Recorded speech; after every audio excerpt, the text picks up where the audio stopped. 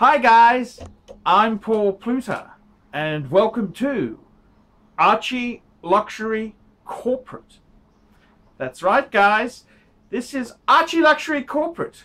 This is the first half-hour video I am commissioning, and today it's discussing my ultimate Grail watch. That's correct. I hope you guys watched the promo vid I made yesterday or the day before, where I featured a fantastic excerpt from the very famous British philosopher Alan Watts, and he's a very charismatic guy there. He was involved in a lot of he gave a few talks, and he discussed a lot of different lines of thinking for certainly his time period. And I really love his speech on dreams there, where he gets you to think what happens if every dream could come true, and every time you went to bed you could cover 75 years, which was the average age of people live to.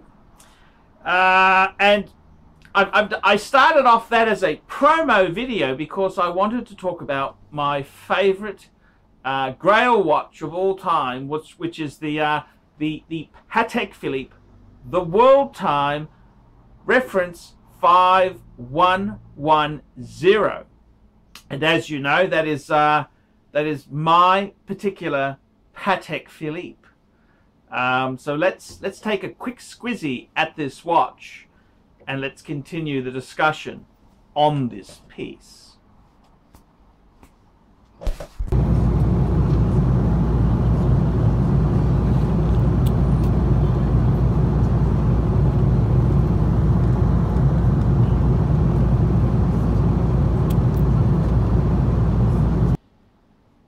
Okay, if I can go back to 2003, 2004, I was selling watches for a couple of shady characters, and I remember I was living in Pattaya in Thailand, and I was staying in this apartment building which had a wonderful pool, and I took up daily swimming. And I remember I got to a stage where I had a few watches. I was marketing a few pieces and selling some, but I said to myself, what is my ultimate Grail, my ultimate dream wristwatch of all time? And I very quickly came up with that it needed to be a Patek Philippe. By this stage in 2003, 2004, I had already owned a 3919 Patek Calatrava. I bought that in 2001, I believe, and I'd sold it. And I'd had a few Pateks. I'd had a few quartz Pateks as well by that stage. And I had been, because I was a somebody who had I used to get the wonderful Patek Philippe magazine, because I had the 3919, because when you own a Patek Philippe, it then allows you to get the wonderful magazine. And I remember very distinctively, in 2001 they had this was in the spring, which is actually my winter version. Patek Philippe magazine number 9 arrived, and they had a wonderful spread. They had a wonderful spread on 2 magnificent Patek Philippes, and they were the Patek Philippe Travel Time. That was the 5134, which was a manual wind, and the Patek 5110 WorldTime. And I remember thinking to myself, if I could have any wristwatch, this was complete, just fantasy, just absolute daydreaming. What would I get? What watch would I want? And I started off the process by saying, well, I'd really want a Patek Philippe. I dismissed Lange and AP as too gaudy. Had to be a Patek Philippe. Also, to share my initials, Paul Pluta, PP, you'd have to get a Patek. And then I thought about, what model do I really want? I'd owned a simple Calatrava in the 3919, and I thought, you know, I'd want something special. And I was living in Thailand, in Pattaya, and I thought, you know, what I would really love to have, because I just love traveling. I'd used to fly to Singapore, Hong Kong, back to Australia in the colonies, and I thought, you know, I'd really love to have a world timer, a WorldTime piece itself. And this was in 2003, 2004. The Patek Philippe WorldTime, the 5110, had been released in 2000. And it was a piece that I just felt, ooh, that would be amazing to own. And it's one of these adventures that one has. I remember swimming in the pool in Pattaya, thinking, what was my dream watch? I said, okay, it had to be a Patek. And I thought, you know, it would, I would really love to have a WorldTime as such. I thought it would just be so cool.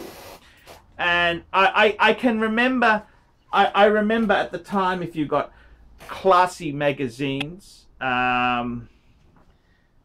they would have the advertisement for the Patek WorldTime, the 5110, and you never actually own a Patek Philippe. You merely look after it for the next generation. And I just thought, you know, that would be the choice model. I thought, what metal? I thought platinum, which was, platinum was often in the advertisements. I thought platinum is a little bit over the top. You know, platinum, so expensive. I thought, maybe not platinum. I'd actually like white gold. And that became a, in 2003, 2004, that became, I remember writing a letter, an email to my brother, where I said, I just very subtly said, you know, one day I hope to get a Patek Philippe WorldTime. And of course I was referring to the white gold 5110. And that was kind of that age. How old was I? Well, I was born in 1972. So 2004 would mean that I would have been 33, 32, 33, because my birthday's in October. I would have been 32 years old, and it's one of these things. It's a wisdom that I remember wanting one of these things and realizing, look, this would be absolutely impossible for me to achieve this goal, but really wanting one of these Patek Philippe WorldTime pieces. And it wasn't until many years later that the dream could come true there itself.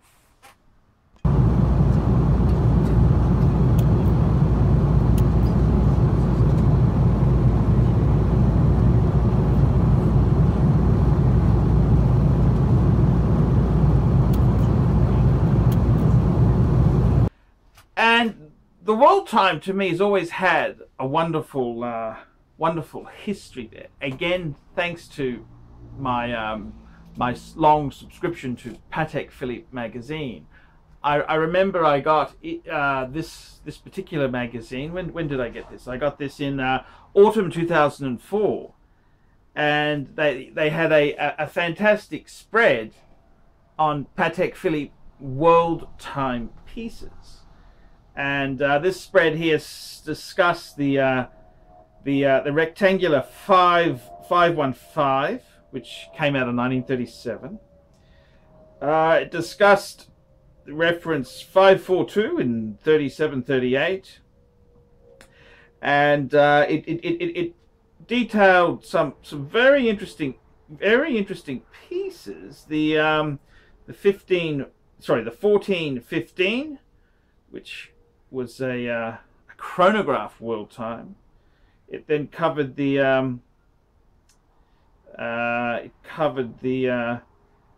1415 without the chronograph, and finally my favorite incarnation, which was the 2523, which is very reminiscent of the 5110, because it actually has two crowns, but it looks similar to the modern 5110.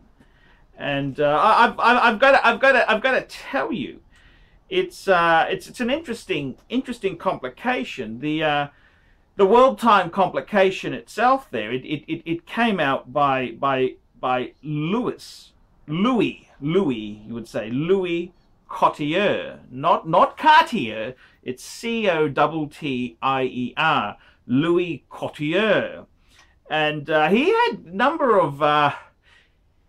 He actually licensed or lent this technology to a number of makers, but Patek Philippe is probably the most famous brand to have run with it.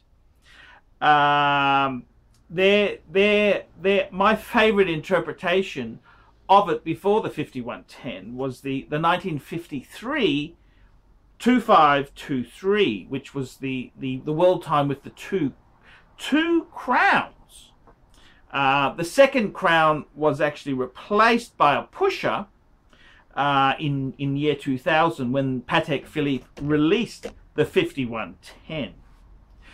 The interesting thing is with the 5110 and the two models after the 5110, the 5130 and the 5230, is that they retain the same movement.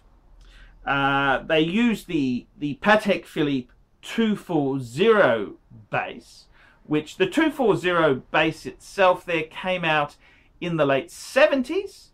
It recently celebrated its 40th anniversary. The 240 movement is what powers the perpetual calendar 3940, a legendary Patek Philippe. It's used in a number of Pateks, including the legendary Nautilus 5712. The 240 movement in the WorldTime is a HU designation, which is the designation for the WorldTime complication. The movement itself has 33 joules. It has a 48-hour power reserve, and interestingly enough, it has a beats per hour. When you explore wristwatches, mechanical wristwatches have a rating of beats per hour. The WorldTime itself is actually 21,600 beats per hour. Most modern watches are about the 28,800 beats per hour, and things like a high beat movement are about 36,000 beats per hour. So it's interesting that Patek Philippe uses the 21,600 beats per hour movement, which is the 240 HU. The movement itself, it is only 3.88 millimeters thick. That's the height of the movement. It uses a 22 karat gold micro rotor. It's the little mini rotor that spins to charge the watch as such there. The movement itself features hours, minutes, a world time and a day and night 24-hour time indicator there. So that's the features of it. Interestingly enough, the WorldTime does not have a seconds hand, which is it's a peculiarity of the 240 movement. Some 240 based Patek Philippe's do actually have a sub-second, but that's not something which is present in the Patek Philippe WorldTime. The pieces themselves there, it's a very interesting situation. You have the 5110, which came out in year 2000. It was a 37mm, that's the diameter. It was a 37mm. You had a choice of either rose gold, yellow gold, white gold, and platinum. The 5110 was replaced in 2000, around 2006. It's like a lot of Patek releases. They still have a bit of overlap where dealers would have stock for a little bit longer at times. The 5130 replaced it in 2006, and it ran until 2016. The 5130 was 39.5 millimeters, so 2.5 millimeters larger than the 5110. Interestingly enough, the 5130 had some more variations of metal. Not only could you get it in rose gold, yellow gold, white gold, and platinum, but you could get it on a fixed metal precious gold bracelet, all platinum. So that was quite a interesting change there. The model, the 5130, was also available as a 5131, which signified an enamel dial. It was the Cologne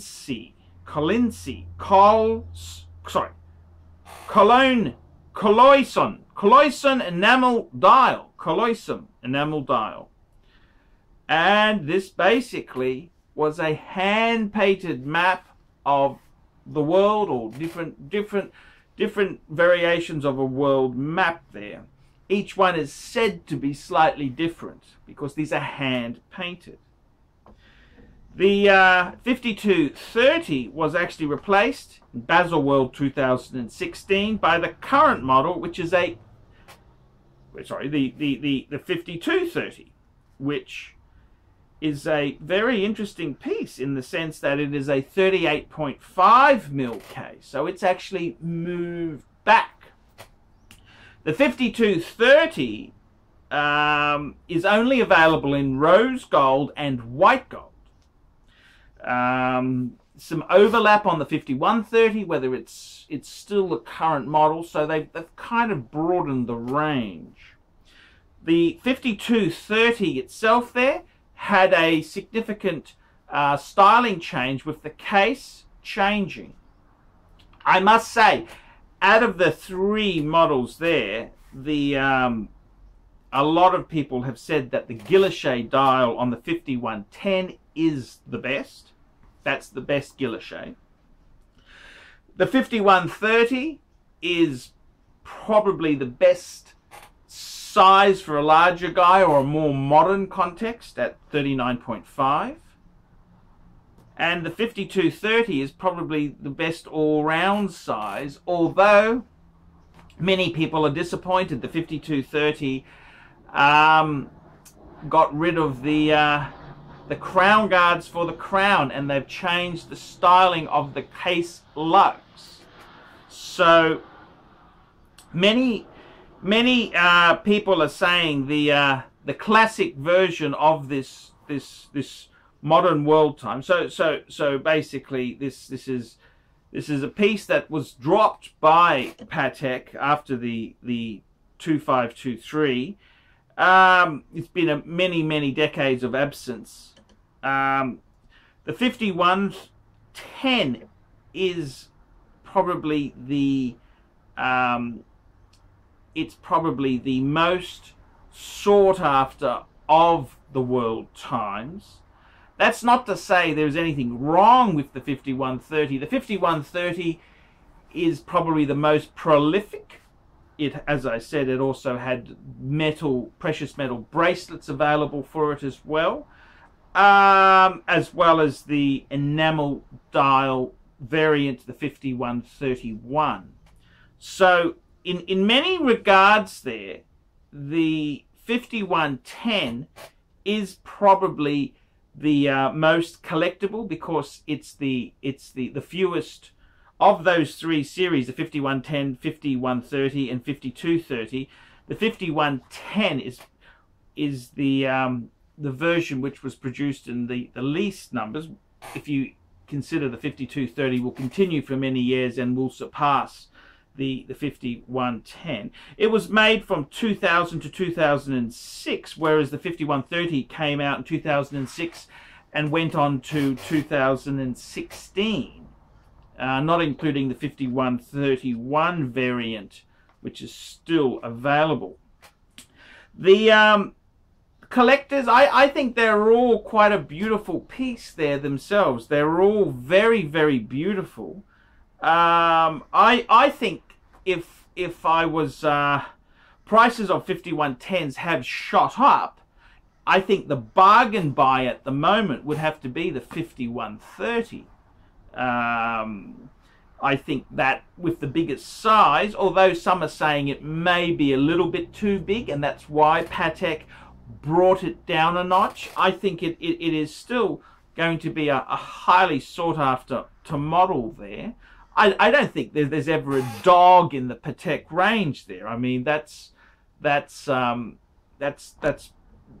really not the case with this brand. But I would say myself, the big thing with this model here is, I think each version, the 5110, the 5130, the 5230, they are all unique. It's very easy. I own the 5110. Naturally, I was drawn to it because that's the model I wanted in 2003, 2004. When I was swimming around that pool in Pattaya thinking, if I could have any watch in the world, it was a 5110. So the choice was simple. However, the 5130, I think, is not substantially, sometimes you can get them for similar money, slightly more money than a 5110, but not a lot more. Some people are saying the 5110 has the investment potential because it's still a modern size, being 37mm. It's got the best guilloche, the best hands, and it's got the best font for the countries around the dial there. So there's a lot of debate over which one is the best, but they're all pretty spectacular. Any Patek Philippe WorldTime is an amazing piece to have there. And I definitely do love my piece to death there itself.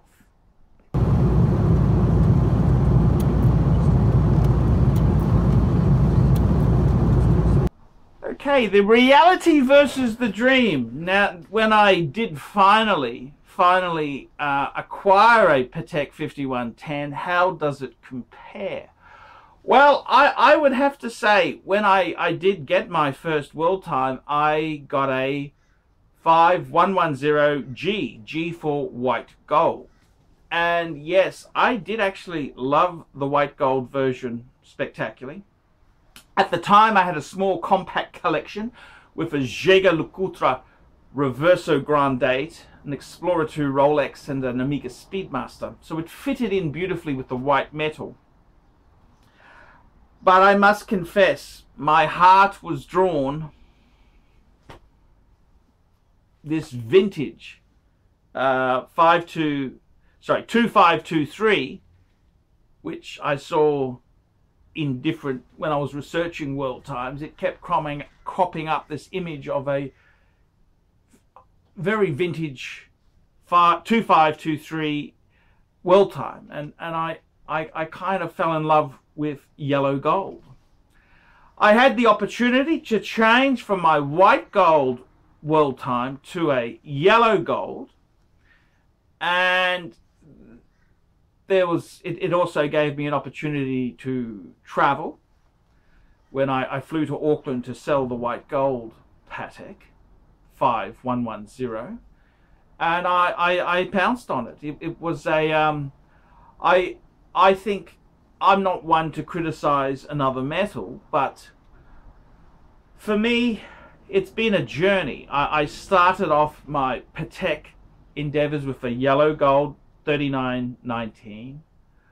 I then had a few quartz pieces, including a 3944, and I had a 5107 Calatrava in white gold, and then I've come completely back to the 5110 WorldTime, which was a complete Grail watch for me at the time, and I have acquired the dream that I thought I would never ever achieve.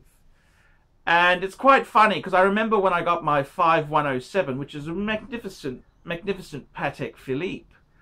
I remember when I acquired that, I said, wow, I've got a watch with crown guards like the 5110. And I still, at that stage, felt the 5110 was a superior piece. So owning it, how has it gone? Well, it's been a great journey itself. It makes up for my silly mistakes of selling certainly vintage Rolexes. I've owned a lot of vintage Rolexes and sold them and flipped them. Owning a 5110 says, well, yes, I've done silly things, but impeccable choice, impeccable choice. So in that regards there, I do love my 5110 in yellow gold. That's not to say there's anything wrong with the rose gold or the white gold. My absolute exotic metal, which my good friend Descartes owned, is the platinum version, the 5110p, the platinum version. The ownership experience with the watch has been very good. This watch is the first Patek Philippe that I've owned which has the 240 movement, which is a legendary Patek movement. It also has the Patek Philippe, the 18 karat gold clasp, the deployant buckle. The deployant buckle. So not only does it have a tang in precious metal, it's actually a deployant buckle, which Patek reserves for their... You're getting into a very big level when Patek adds a deployant precious metal buckle on it.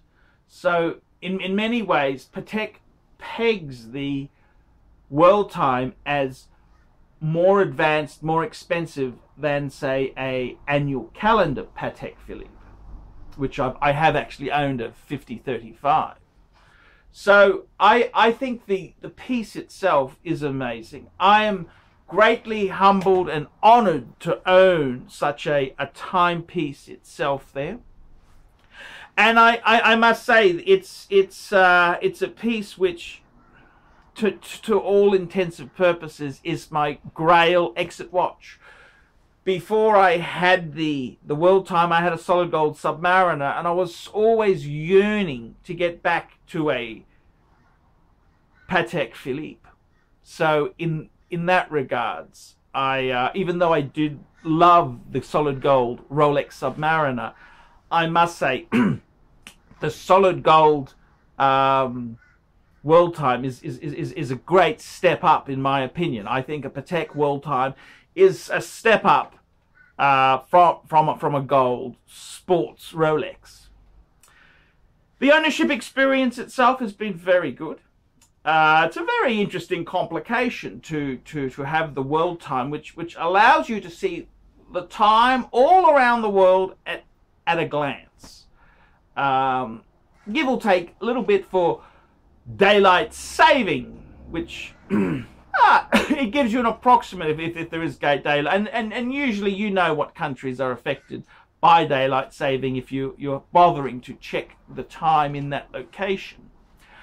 how are service costs on the Patek WorldTime itself there? And that is a very good question.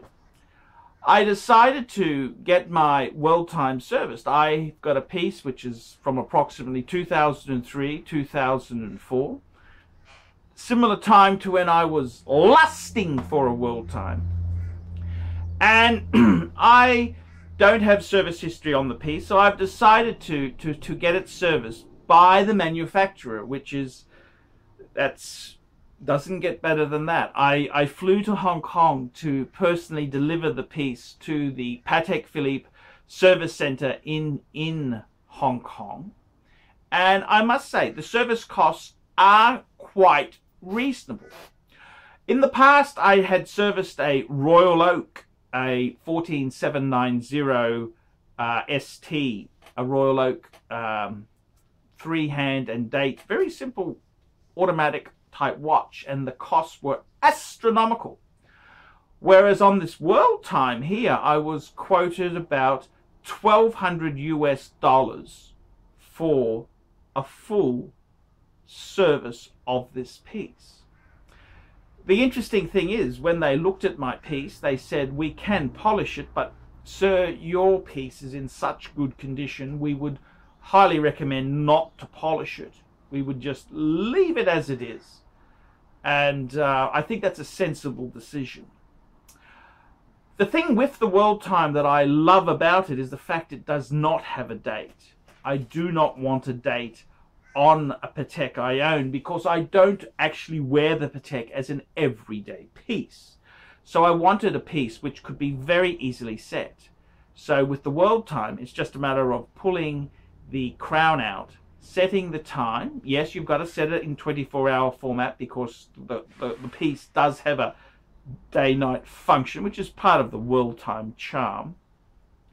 And I must say, this is perfect, because you can easily set it, wind it, put it on your wrist, and off you go. So my honest opinion on the WorldTime is it's a fantastic watch. I absolutely love it, and I think this is it. I will never sell this watch unless I'm in very, very difficult personal circumstances. So the Patek Philippe, the 5110 WorldTime, what do I think of it? I think it's my dream watch. It's my dream watch, and this has been my story on how I came to that decision. It may not be your dream watch, but the important thing is, it is my dream watch, and I'm very happy to own this said piece. Thank you very much for watching the ArchieLuxury corporate channel.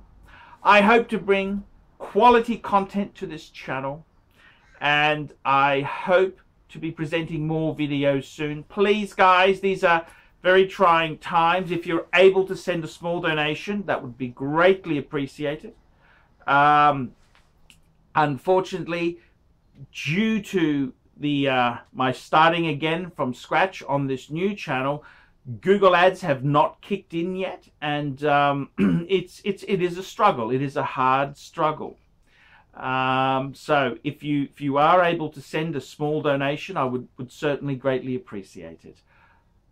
I'm Paul Pluter, presenter of the ArchieLuxury corporate channel. Please like, subscribe, and tell your important corporate friends about this channel. And don't forget, press the bell when you subscribe so you can be informed when I upload new videos. Thank you, and let me know what you guys would like me to review in coming videos. See you later.